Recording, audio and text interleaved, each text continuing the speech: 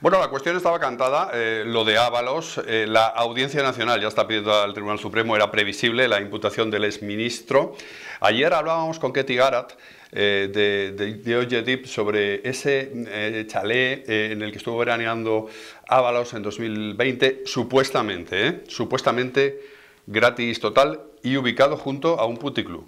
Todo muy significativo y todo muy al hilo de esto que a Ábalos le gustaba presumir cuando era ministro. Soy feminista porque soy socialista, porque el compromiso con la igualdad entre hombres y mujeres forma parte del ADN de nuestro proyecto político. Un proyecto para construir un país sin desigualdades y en el que las mujeres se sientan libres, vivas y seguras. Bien, este es el ADN de Ábalos. Hoy tenemos con nosotros a Paula Fraga, analista política. Paula, ¿qué tal? ¿Cómo estás? Buenas tardes. Muchas gracias. Buenas tardes y gracias por la invitación. Paula, luego quiero hablar contigo de otros temas. Ahora, en primer lugar, como mujer feminista que eres, me gustaría, en fin, que me valoraras no tanto el caso Ábalos, sino este continuo presumir de Ábalos de feminismo hasta que empezamos a verle el plumero.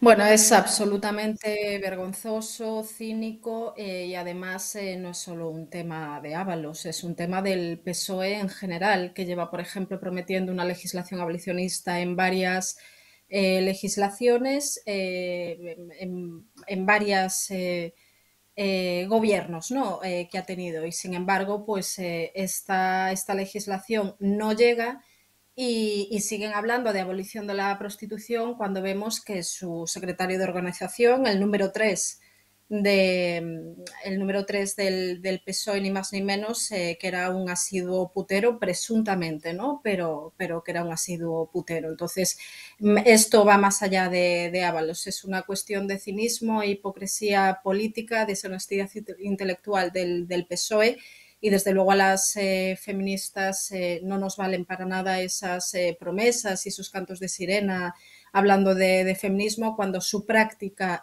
política y personal en el caso de Ábalos y práctica política en el caso del PSOE no es feminista. Solo hay que ver lo que no se ha hecho respecto a prostitución, porque ahora hablamos de prostitución, pero solo hay que ver también lo que se ha hecho, por ejemplo, con la ley trans, que es una ley que vulnera los derechos de las mujeres, una ley que desprotege y maltrata a la infancia y, sin embargo, se las dan de feministas mientras apoyan ese tipo de legislación. Ya no digamos también todo el tema del dinero público que no se está orientando a políticas para acabar con la violencia machista, sino que ese dinero público se está utilizando en otras cuestiones como carreritas de tacones o políticas transgénero. Esto, por ejemplo, se denunció desde Alianza contra el Borra a las Mujeres, incluso hemos enviado una carta al Ministerio preguntando por esos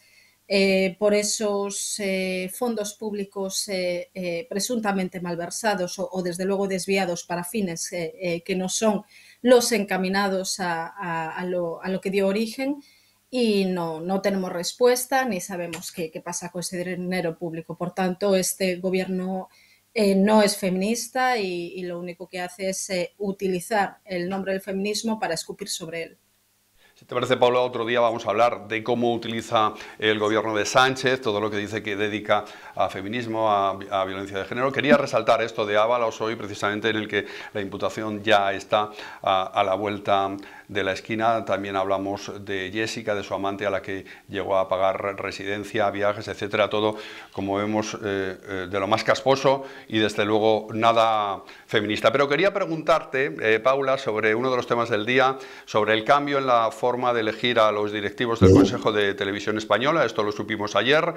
Ahora lo van a llamar a partir de ahora, según parece, Telefrankenstein, porque Pedro Sánchez lo que hace es asegurarse la mayoría en el Consejo gracias a los pactos con los independentistas, ¿no? Sánchez con los independentistas y con sus aliados podrá controlar Televisión Española. No sé, desde una perspectiva progresista, si esto es lo más adecuado para defender una televisión pública.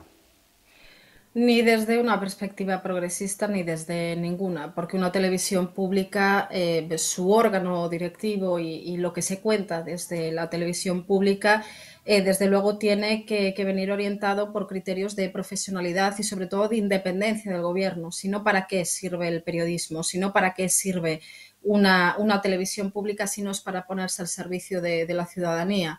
Entonces, realmente, mediante un decreto, lo que han hecho es asegurarse mediante una segunda votación, si no llegan con la mayoría cualificada, bueno, pues como tú decías, asegurarse que con los votos de sus aliados en el gobierno, bueno, pues que puedan tener todo el control político mediático sobre la televisión pública que es de toda la ciudadanía, y eso implica una línea concreta, eso implica poner al servicio del gobierno y no de los ciudadanos esa televisión pública. Y no se nos puede olvidar tampoco que Pedro Sánchez, antes de entrar al gobierno, dijo pues lo que estoy diciendo ahora mismo, ¿no? Que la televisión pública tiene que estar al servicio de la ciudadanía y que iba a garantizar pues el principio de independencia, ¿no? Y ya vemos, y de imparcialidad. Y ya vemos que no es así, pero pasa con todos los temas. La hemeroteca de Pedro Sánchez contradice constantemente a Pedro Sánchez. La hemeroteca de Pedro Sánchez, que está cargadísima también con el asunto de Televisión Española. Escuchen. Pues mire, mi compromiso, Sergio, es el que haya unos servicios públicos de información y, por tanto, una radio y televisión española que no esté al albur ni al dictado de ningún gobierno y de ningún partido. Por tanto, este gobierno va a respetar el acuerdo parlamentario de composición del Consejo de Administración. Vamos a defender un modelo de radio y televisión española plural, independiente, pública, transparente y de calidad. Bien, la hemeroteca de Pedro Sánchez está cargada de contradicciones, también de mentiras directamente. Y otro de los asuntos, Paula, de este día es lo de Puigdemont, un aliado habitual de Pedro Sánchez, hombre, un aliado muy problemático con el que le está costando muchísimo hilar nada, pero que amenaza con salirse del tiesto y enseñar su patita más de derechas en todo lo que tiene que ver, por ejemplo, con el impuesto a las eléctricas y con la intermediación que al parecer estarían dispuestos a hacer los de Puigdemont, Paula, con el IBEX 35 para frenar ciertas inclinaciones del gobierno o de los aliados más radicales del gobierno. Bueno, a ver, Junts no enseña ninguna patita, es que son más de derechas que el grifo de agua fría. Y entonces el tema es que los aliados del gobierno súper progresista son en lo económico derecha neoliberal, y entonces van a favorecer a las grandes empresas, a las energéticas, y este es un ejemplo, un triste impuesto que se le quiere poner a las energéticas y no va a salir adelante, bueno, pues por PNV, por Junts y por todos esos aliados que tienen, que son de la derecha económica más neoliberal, ¿no?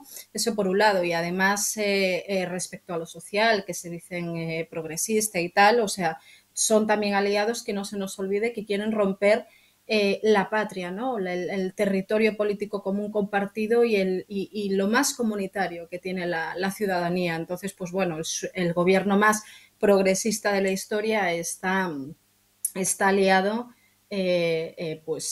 con pura reacción en el sentido, como decía, por esa ruptura del territorio político, y también con la derecha más exacerbada a nivel económico.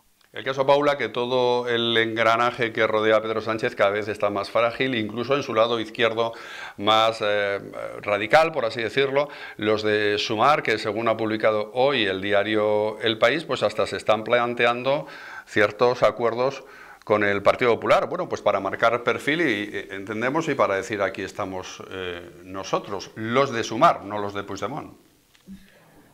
Sí, bueno, a ver, realmente llamarle a Sumar izquierda es complicado. Habría que definir primero qué es la derecha y qué es la izquierda, ¿no? Que ya sabemos que se ha convertido en una categoría más cultural que política. Pero en todo caso, Sumar es progresismo posmoderno. En lo económico y en lo material que afecta a la clase trabajadora poco tiene de izquierdas. Y en todo caso,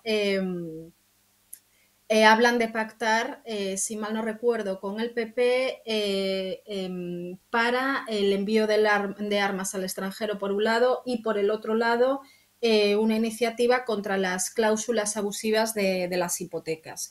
Y bueno, todo lo que sea pacto que vaya en favor de la soberanía nacional, como es en el caso de las armas, y que vaya también en favor del ciudadano, los trabajadores, con el tema de las cláusulas abusivas, pues bienvenido sea, porque además ahí lo que demostraría la derecha es tener cierta conciencia social y la izquierda, bueno, pues cierto sentido nacional que por lo menos lo mostraría mínimamente en esta iniciativa, porque realmente la izquierda al sentido nacional lo ha perdido absolutamente, porque ya sabemos que para ellos España es igual a Franco y entonces no se puede ni siquiera mencionar, ¿no? Cuando es nuestro territorio político común, como decía antes, y lo primero que tenemos que defender como plataforma.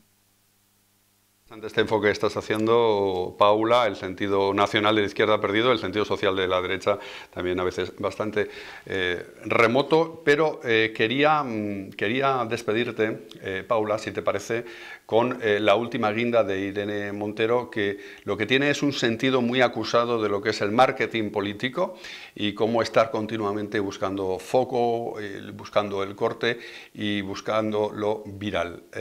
Te voy a enseñar lo que ha pasado en el Parlamento Europeo con ella últimamente. The next speaker is Ms. Montero, but before I give you the floor, you have to take off your scarf, please. Thank you. Señora presidenta, las normas internacionales también impiden los genocidios y aquí está Europa apoyando uno. Esa norma no la cumplen. Señor comisario, ¿por qué siguen dando apoyo a los genocidas? Esto no es una crisis humanitaria, es una invasión y es... Bueno, Paula, la causa palestina, el pañuelo palestino, ¿uno debe ponerse un pañuelo palestino o un pañuelo de propaganda política o un símbolo político, como en este caso el pañuelo palestino, en el Parlamento Europeo? Es una duda que tengo, te lo pregunto.